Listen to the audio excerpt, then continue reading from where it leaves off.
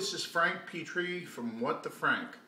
Sorry for the prolonged absence. I've had a lot on my plate. I know it's been, what, 2 years? So anyhow, I was thinking during that time, though, there was something I wanted to talk about.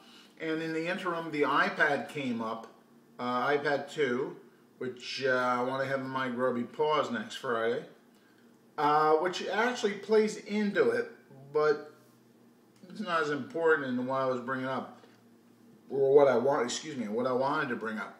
And that is, how small is small?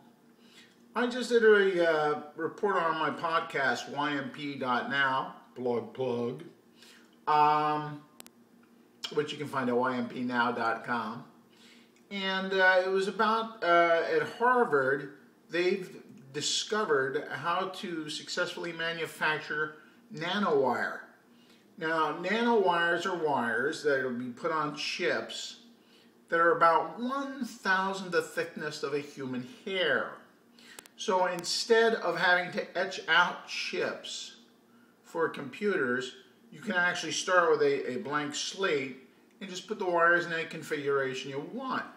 They're extremely fast, they don't heat. They still have to go a little ways with it before it'll be regular, but it's going to make things even smaller than it is. Than they are, I'm sorry. And it got me to think, it's like, I think they just came out with that Android phone that was like the size of a credit card, and there was a rumor going for a while that iPhone was going to be the same way. They were going to come out with a little iPhone Nano, it was dubbed. And it's like, at what point is small too small? It's like, well, it's like when they do audio recordings. At what point does the sound, they go, the sound is greater than a human can hear? Well, what's the point? If it's greater than I hear, it's like the Retina display. The Retina display it has better projection capabilities, resolution, than my eye can recognize. Well, haven't you sort of gotten to the point you've gone far enough? Well, the same thing I think is with size. If things get too small, people like me with little sausage fingers are going to have a hell of a time with a phone the size of a credit card.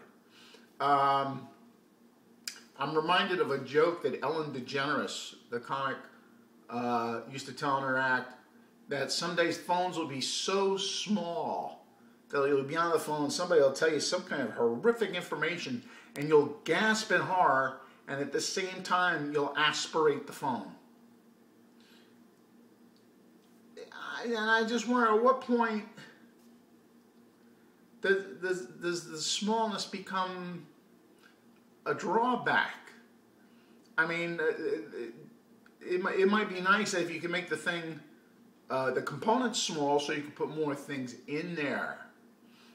More flash memory, more solid state drives, or bigger solid state drives.